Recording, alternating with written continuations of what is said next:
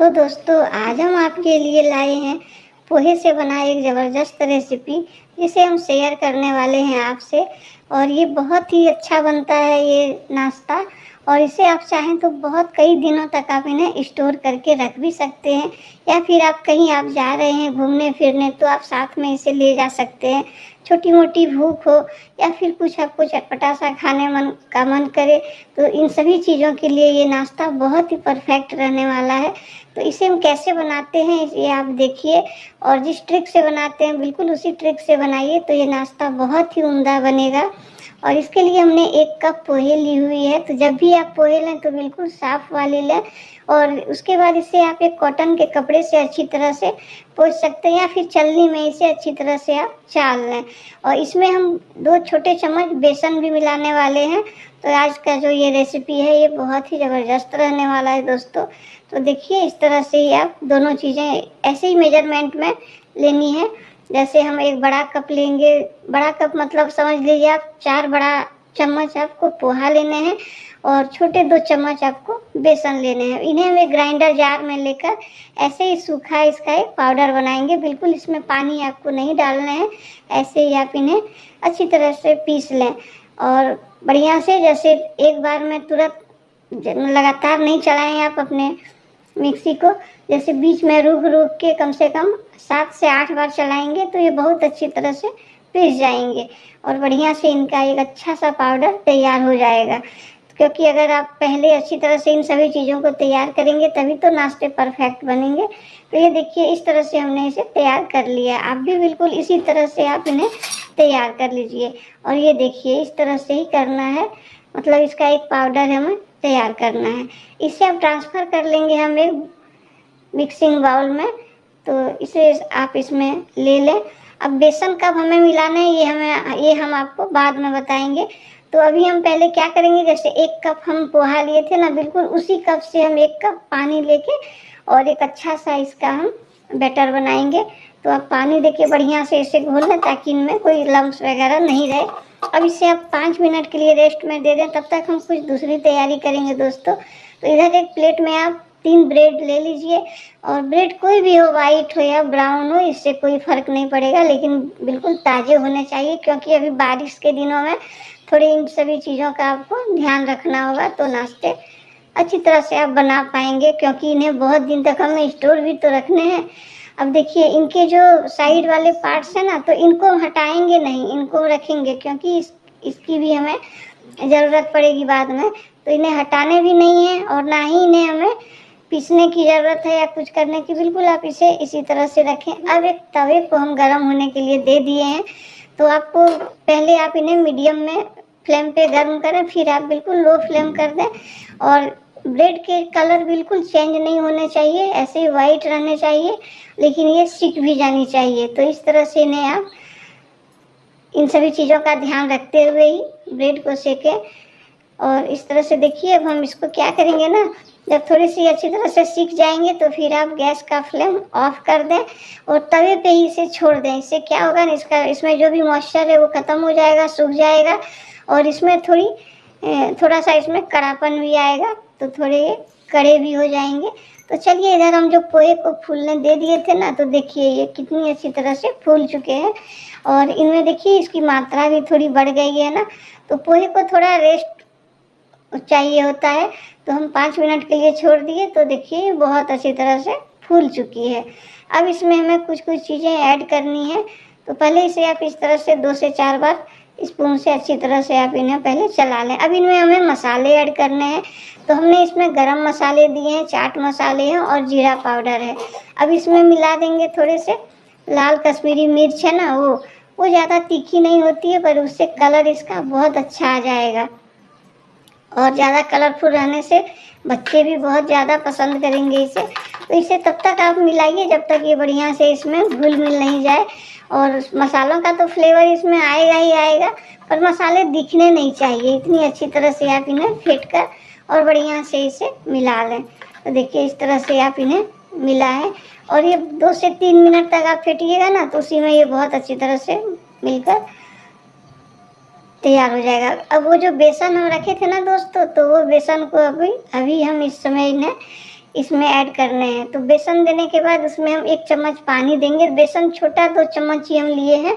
तो इसे अच्छी तरह से मिलाइए। थोड़ी मेहनत लगेगी क्योंकि पोहे तो ऑलरेडी फूल चुके हैं, पर अभी इन्हें हम डाले हैं तो थोड़े से लम्स बनने की का डर होता है। तो इसीलिए आप इसे बढ़िया से इस तरह से मसलते हुए अच्छी तरह से मिलाएं, ताकि दोनों चीज़ें इतनी अच्छी तरह से मिल जाए कि हमको पता ही नहीं चले कि इसमें हमने बेसन भी ऐड किया है।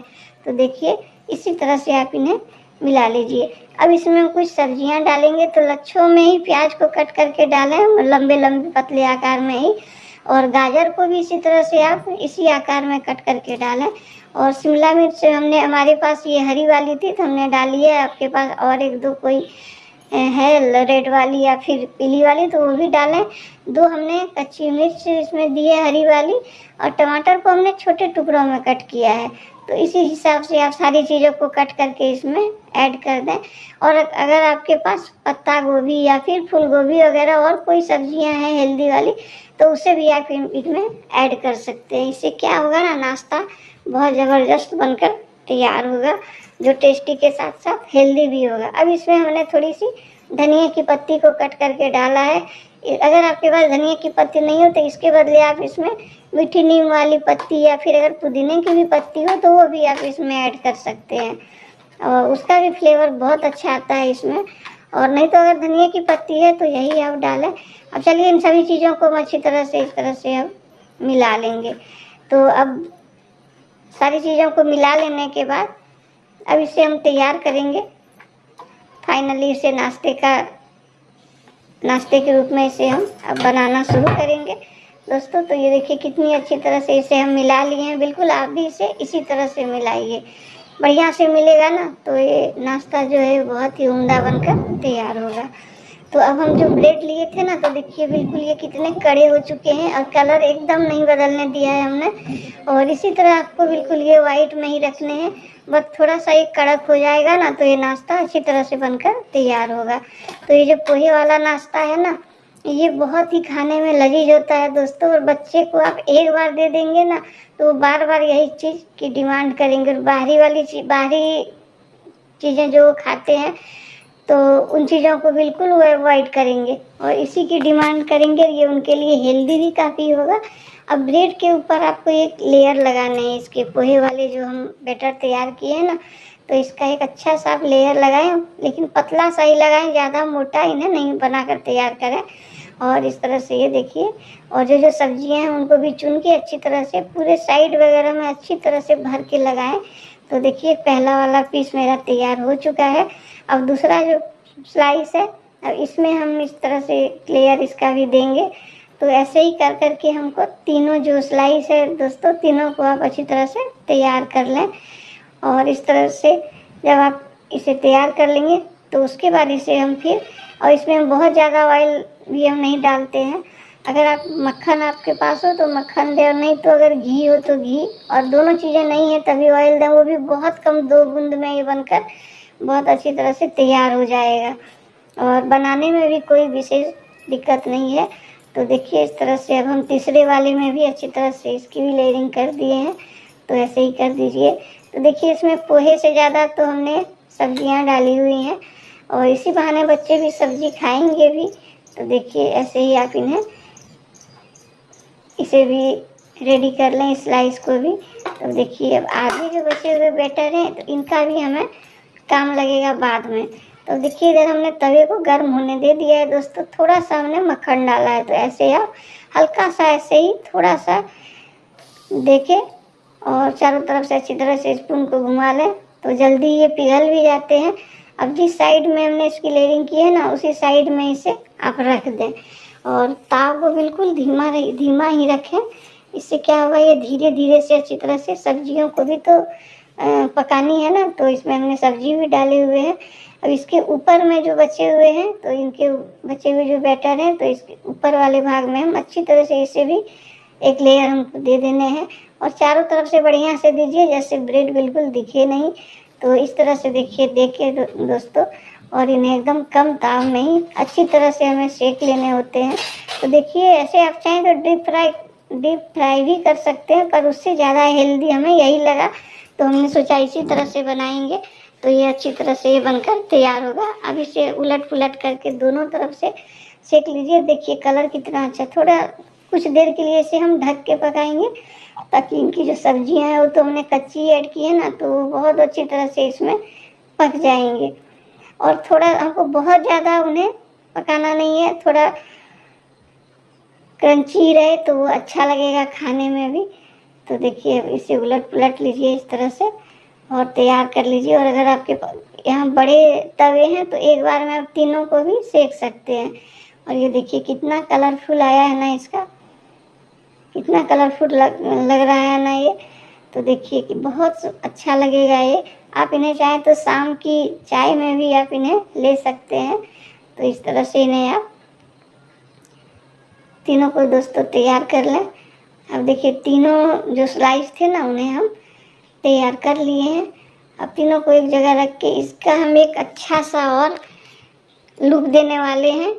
तो चलिए इन्हें हम तीनों को फिर थोड़ा देर के लिए हम इसी तवे पे थोड़ा सा हम सेकेंगे 2 मिनट के लिए, ताकि और अच्छी तरह से बढ़िया से क्रिस्प हो जाए। अब इसे आप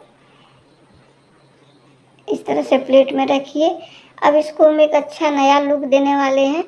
तो ट्रायंगल में शेप में ही इन्हें आप इस तरह से कट कर लीजिए, तो इसका देखने में एक नया लुक भी आ जाएगा और बच्चे भी बहुत पसंद करेंगे देख के। तो ये देखिए झट से ये कट जाएंगे बहुत बढ़िया से। तो ऐसे ही करके इनको हम ट्रायंगल शेप में ही हम करने वाले हैं। और ये देखिए इस तरह से आप इन्हें करके दोस्तों, और इन्हें सॉस या चटनी के साथ बच्चों को दीजिए और खुद भी लीजिए। और बहुत ही देखिए देखने से कितने अच्छे लग रहे हैं ना। इस तरह से आप इन्हें तैयार कर लीजिए। और अगर आप हमारे चैनल में नए हैं दोस्तों तो कम से कम एक सब्सक्राइब तो करना बनता है, तो ज़रूर करें और लाइक और कमेंट भी करें कि हमारी रेसिपी आपको कैसी लगती है। तो इस तरह से हम एक से एक रेसिपी आपके लिए लाते रहेंगे। और पूरी वीडियो देखने के लिए दोस्तों धन्यवाद।